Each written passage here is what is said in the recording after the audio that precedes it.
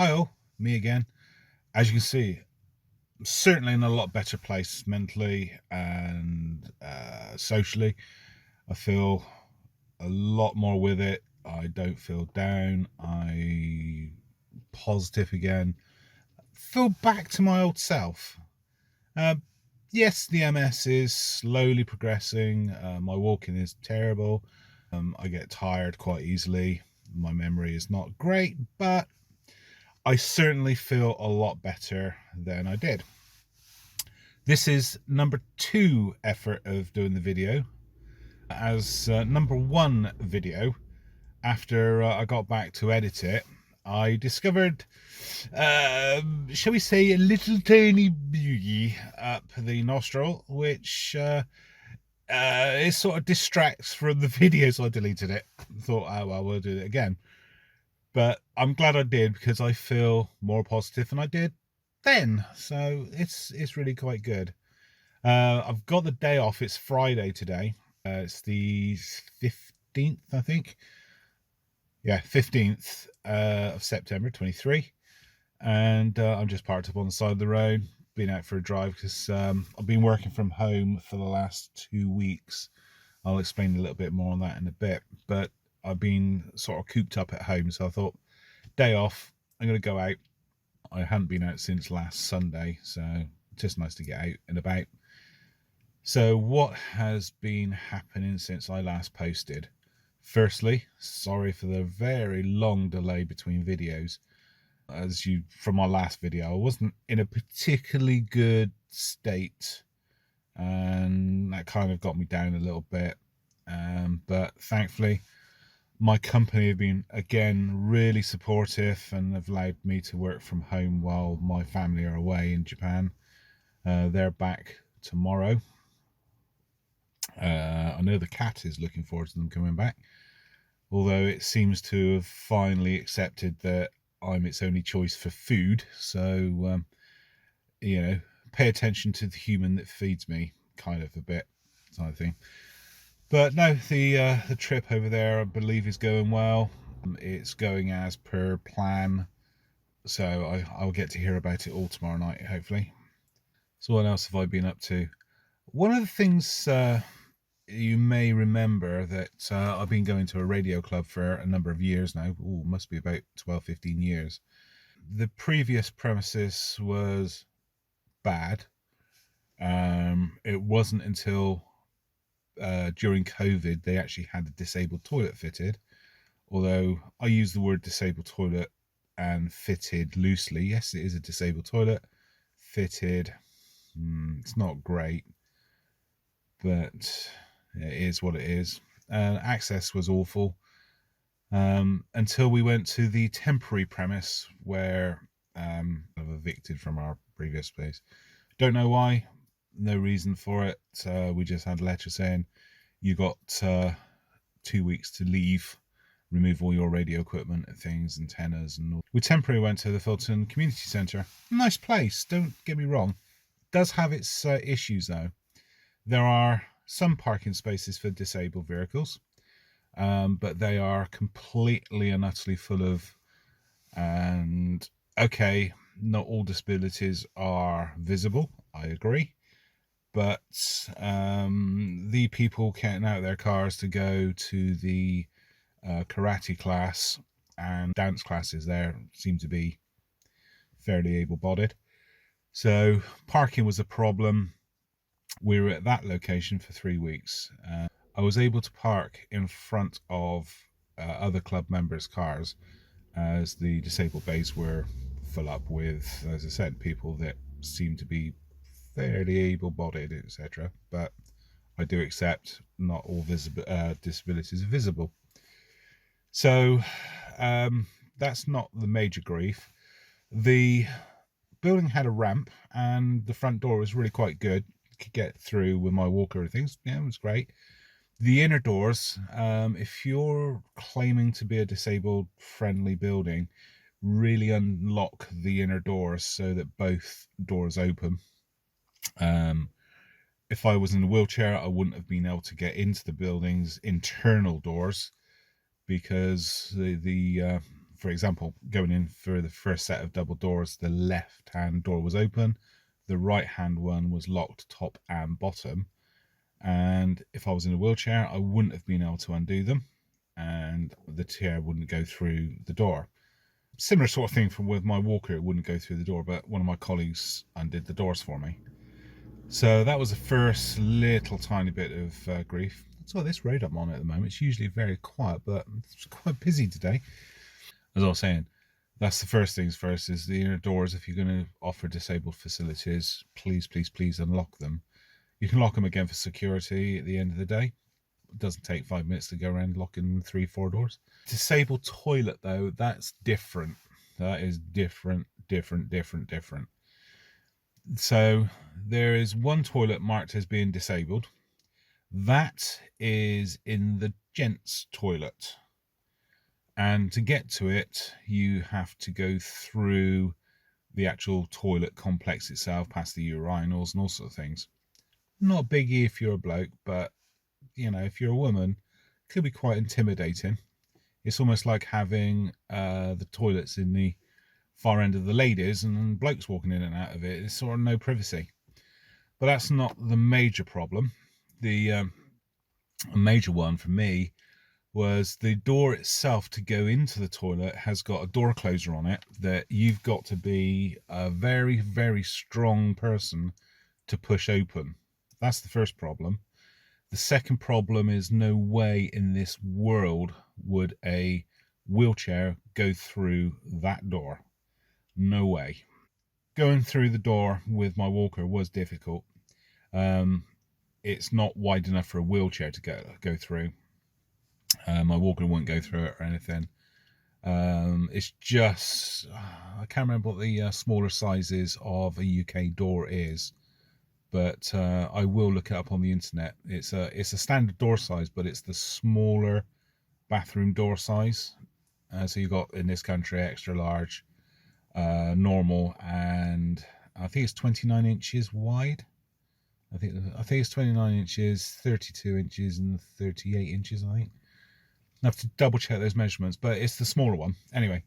So my walker won't go through, and I have to fold it and push it through sideways. At the same time, I'm pushing against a door closer, which, as I said, you need to be brutally strong to open.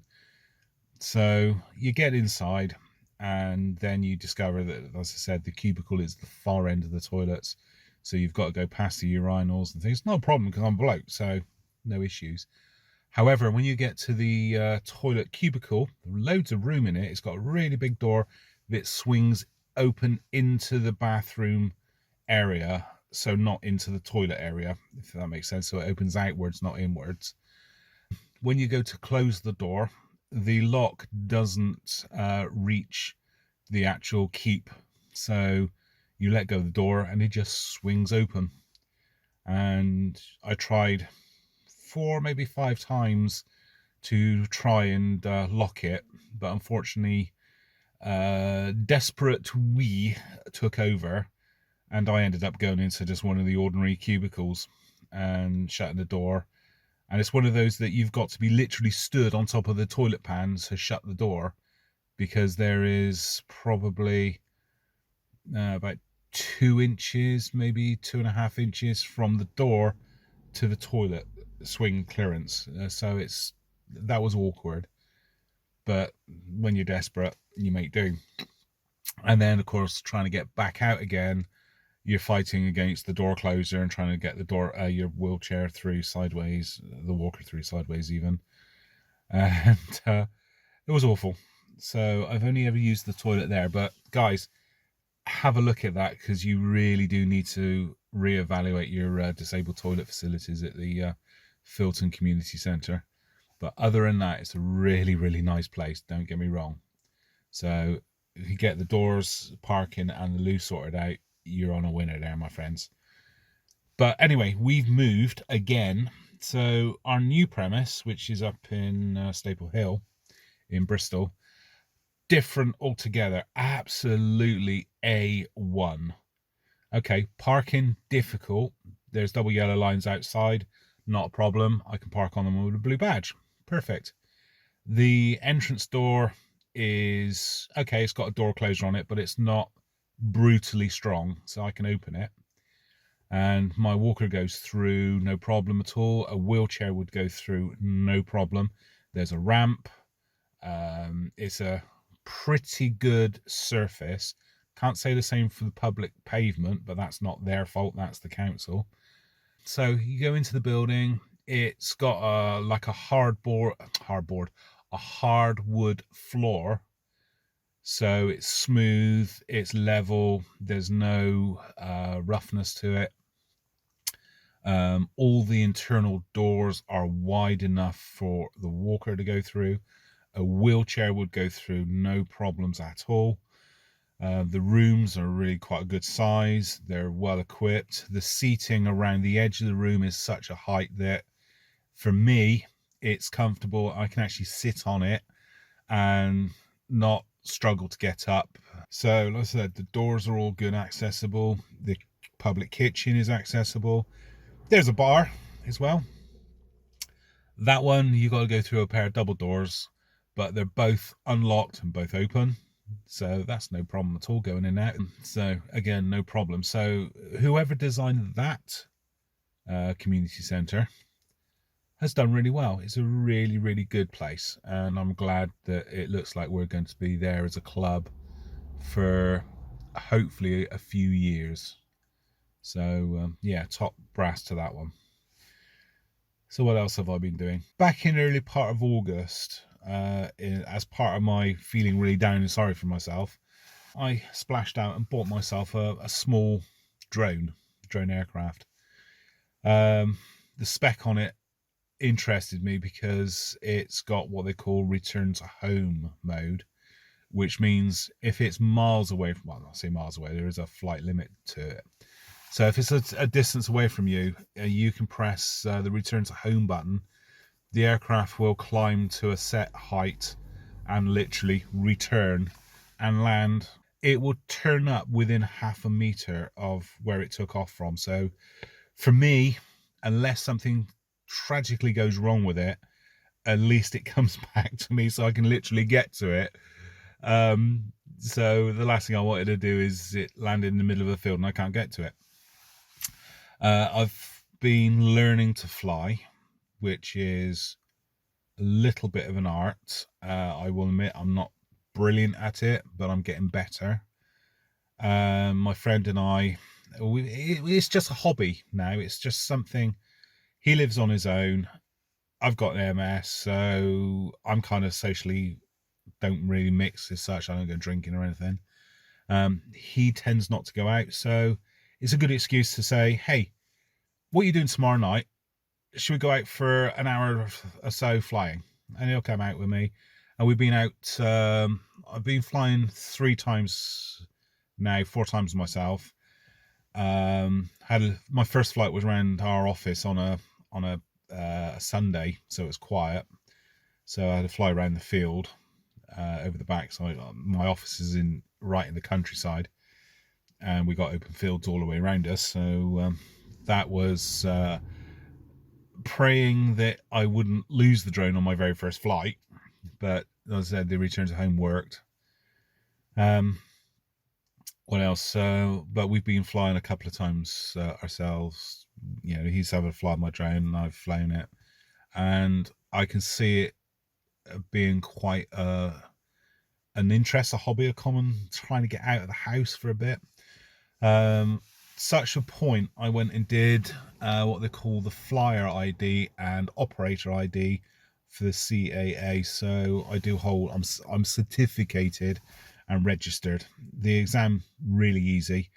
If you are flying a drone, I would suggest go and do it. It's an open book exam. So you read through it and you learn the principles. Most of it you can answer without looking it up. But if you're not sure of something, you've got the book open next to you in the PDF form, so you can look through it and find the answers, understand them. They're not quite the way they're written in the booklet as to the question, but if you read the booklet, you'll understand what the question is asking you and you can answer it. So it's fairly easy. I would be very surprised if anybody struggled with that. But I've been, it's something to do, and I haven't told my wife yet that I've bought it, but I know she watches quite a few videos of people doing flying drones around the world, different locations, mainly in the Far East. So maybe again that might be something that the two of us can go and do on our day off or something. So it's potentially a hobby that I can participate in, that I can share with potentially the wife or my mate. So yeah, I try not to go out and fly on my own, just in case anything happens to me or the drone. At least somebody can go and get it for me, or can appreciate the amount of foliage that I can chop off of a tree as I crash.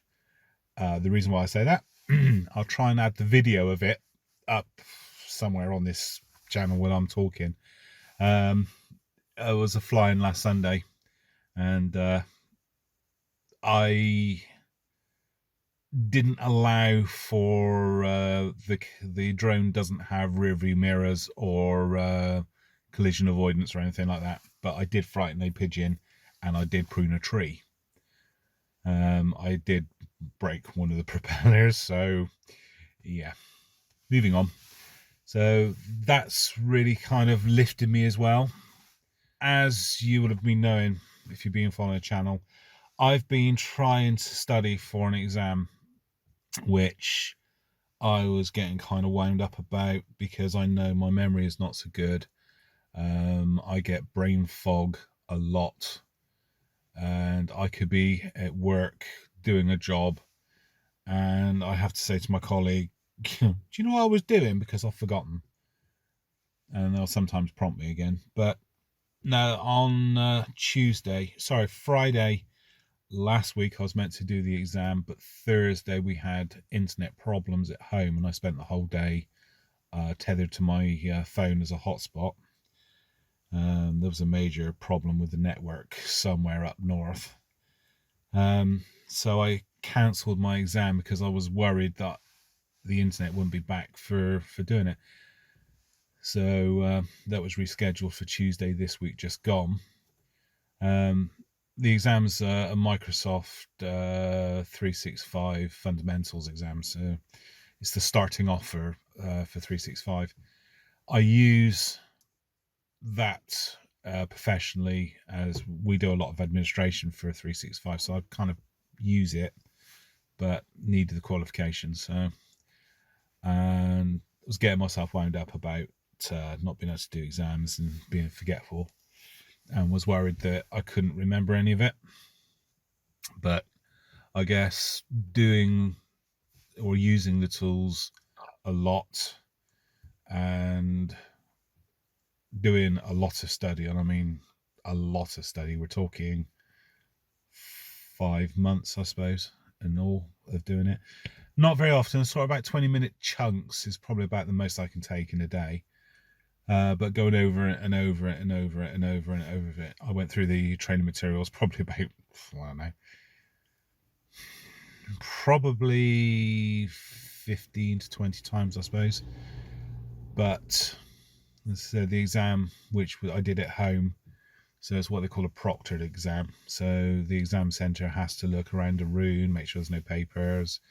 All my amateur radio equipment I covered up with a very bright green bed sheet.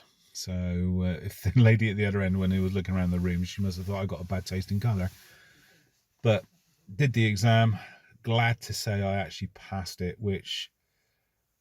So I'm going to move on to the next exam, which is the CCNA. It's a lot more technical, but it's a lot more interesting, and it's a lot more of what I've also been doing for a number of years. So wish me luck on that one. But yeah, that's where we are with the exam. The brain fog did descend. I did get a bit of a panic on, because I'm at question, I think it was question 30, and we had about 8 or 9 minutes left of the exam. Thankfully, the rest of the exam questions I actually knew, because I do do that sort of thing during the daytime. So it was easy to go click, click, click, click, click through it and get them finished. But I do hate exams. One thing I did do with the exam is, some of you may or may not know, I cannot remember if I've actually mentioned it on the channel, but I am also dyslexic, which makes exam questions, reading them, really exciting. My colleague said to me, she said, when you read the exam questions, read them slowly and read them a couple of times. And a friend, when we've been doing programming, has also told me exactly the same thing. Read what you just coded and read it again and read it again. Does it make sense to you? So I went through and I was reading the exam questions twice at least, slowly, and you're not allowed to verbalize them for the exam, but I was reading them aloud in my mind. So that helped, I think, with understanding what the question was asking me and putting all the missing words back in, so the question actually made sense. So you read it and you go, that didn't quite make sense. You read it again, it goes, oh yeah, it's those missing words, put them back in. So that definitely works. So big thank you for my colleague for suggesting me to do that. As I said, the fam is off in Japan at the moment. They're back late tomorrow. It sounds like they've had a blast. I've seen some photographs and things that they've taken, and it looked amazing. I think, yeah, this is the second time they've been to Japan, but they've gone outside of Tokyo this time. I think they've gone to Kyoto and Osaka. So, well, I hope they have, because I arranged the flight from London to Shanghai, Shanghai to Tokyo. Coming back, they go from Osaka to Shanghai, Shanghai to London. So that's the flight plan I'm put together for them. Originally, they were going to go to Korea, but that kind of fell through. So yeah, I failed as a travel agent on that front, but for the rest of it, it looks like it's gone well. Wish I'd gone with them. It looked absolutely bloody amazing, but from a point of traveling, yes, I can make it around the airport, no problem at all, because you can get on these little buggies that take you round. It's actually being on the aircraft itself. The aisles are, no way would my walker go up it at all, or my Zimmer frame. It's not quite wide enough for a Zimmer to go up it. And the last thing I would want to do is fall flat on my face in a very small space, because I think I would then spend the rest of the flight being stuck there. So I kind of don't do it. If I can control my bladder a lot better, which it is getting better, I can go certainly a lot longer between going to the loo, should we say. I would like to go traveling again. If the car fares weren't so expensive, I would go to Southern Ireland. Been there twice now, and it's an amazing place. It's unfinished business, I think they call it. There's still some places I haven't been to. My original plan, back in 2017, 2018, was to actually drive into Europe and go all the way over to the Ukraine, because I wanted to go and look at a radio antenna array called Duga, which is just slightly north of Chernobyl. But unfortunately, that didn't happen. There was, I can't remember what was going on at the time, but you had the Crimea thing, which I couldn't get travel insurance for the Ukraine. There was also something about the car. I can't remember now. There was some reason why I could go in there, but I had to get car insurance. Oh, that's right. I couldn't get travel insurance or car insurance until I got to the border to go into Ukraine, because there was the Crimea thing. I don't want to get into politics. Don't agree with it, what's going on, but that's for another argument for a different place with a different bunch of people. So that didn't happen. and then COVID happened. So that was 2017, 18, 19. We were going to go in 20, but as I said, COVID happened, so that didn't go ahead. And yeah. Oh yeah, talking about COVID, that reminds me. I had my call up for jab number 8 of the COVID vaccination and my flu jab. Now the trouble is, they text me on Tuesday to say, oh, you've got an appointment if you want it on Saturday, tomorrow. However, tomorrow, myself and members of the radio club, we're going to a 1940s weekend event at the local railway, Heritage Railway, steam sort of train thing. It's the 1940s. We were invited by the railway to go down there. We've been a few times, and a few years ago, I think it was 2019. It was pre-COVID. We actually had a Winston Churchill look-alike, sound-alike, literally impersonating, come over and operate the radio station and send a greetings message to another station that was celebrating I think it was Market Garden they were celebrating in Holland. And there was a lot of interest in that as well. So, we're hoping it'll be nice again. The weather is not looking great tomorrow. At the moment, it's misty here. The hill to my side is covered in what looks like it's a very light mist now, but it was quite misty when I arrived. But tomorrow it's due rain, and Sunday it's due thunder. So be about right, we're doing something. And the British weather. Talking about amateur radio, I've got my satellite system almost repaired to go back into operation. To be truthful, if I was brave enough, I would have gone up to the garage and completed it, but I don't feel safe. If anything happens to me, I fall over, I electrocute myself or something, there's nobody there to call for support or will notice that I'm not back in time, etc., etc. So I've kind of suspended that until at least Sunday evening before I can start looking at things. But anyway, that's about it really.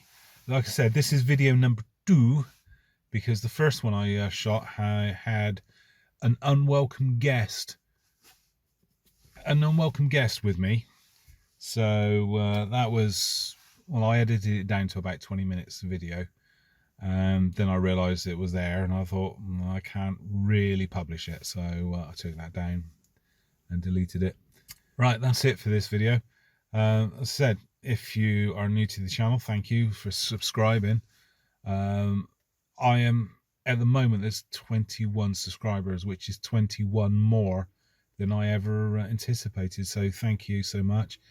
If you do want to subscribe, hit the subscribe button, and if you want to see whenever I do post a video, there's a bell down here somewhere. Hit that and you'll get a notification if I do post anything. But thank you so much for your support and the interest in Matt's Living with MS. What a title. Catch you all later. Bye.